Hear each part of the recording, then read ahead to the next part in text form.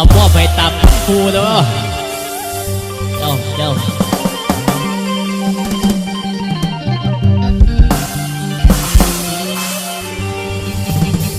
พอย่อมือขึ้นเหนือเก่าปากเสียงลำเบาไปถึงเจ้าพ่อแม่พ่อแม่ถึงอยู่ไกลก็ตามแต่ที่เคยฟังผู้ข่าสายห้องผ่านมา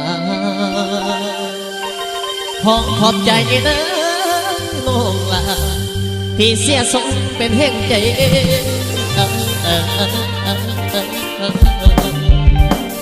ฝากเสียงลำน้อลงไปแล้วแต่ผู้เคยเข้า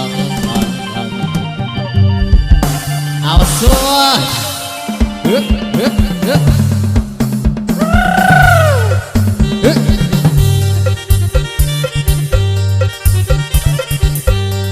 เอาอะไรเวลาล้อมผ่าชื่อปี้เขาว่าวันนี้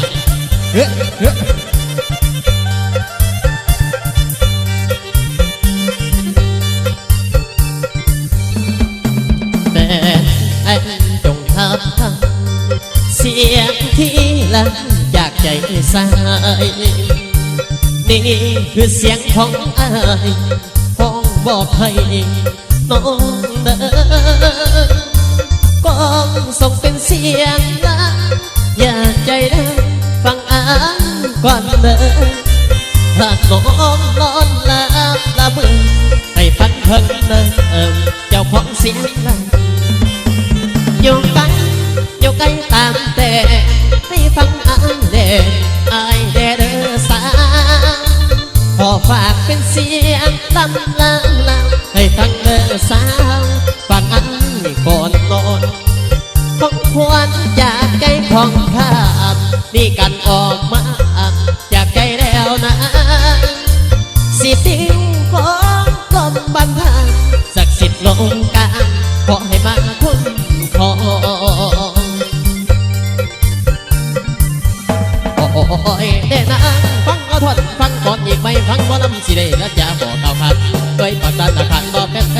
เคยปักตันอาคารต่อเป็นอยู่ทางไอเดือเสร็จก็ไม่เป็นทางในเสียจะไหนจนลังสมูบ่ดึกคนพอทันให้บุญคำสวยสุดคนทรงอยู่เด้อพ่อแม่เอาอาคนทรงอยู่เด้อพ่อแม่เอาอาลาเขาบรรทุกจะบ่ดึกคนทันจะบ่ดึกคนทันบ่ดึกคนที่ท่านกาดุนอดโนผ่านมาเสียงยังฟังอกฟังใจจดจำจนตายบอกขอหนึ่งแฟนจะขอเพียงข้างเนื้ออุ่นอย่าเป็นบอนให้อุ่นยามนอนขอนางสวยแน่คนทุกพันตอนหากขอดิ่งบนให้ท่านโชคดี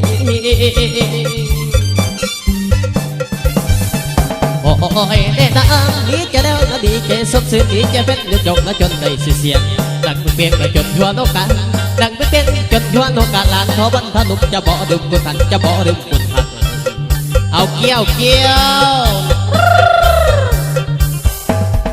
เอาแ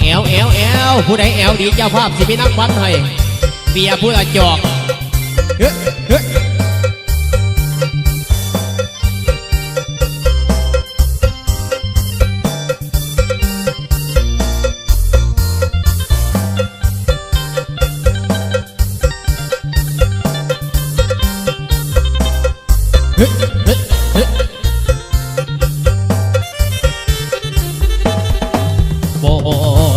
บ่ดึงคนที่ท่านกาตุนอดโนนผ่านมาเสียงยังฟังอกฟังใจจดจำจนตั้งบอกขอลืมแฟนจะขอเพียงข้างเนื้ออุ่นจะเป็นบอนให้อุ่นยามนอนขอลางสวยในความทุกข์มันต้องถ้าขอดิ่งบนให้ท่านโชคดีโอ้ยเด้นะดีจะแล้วนะดีใจสมซึ้งดีจะเพชรยุกยกและจนได้เสียงดังเปลี่ยนและจนทั่วโลกา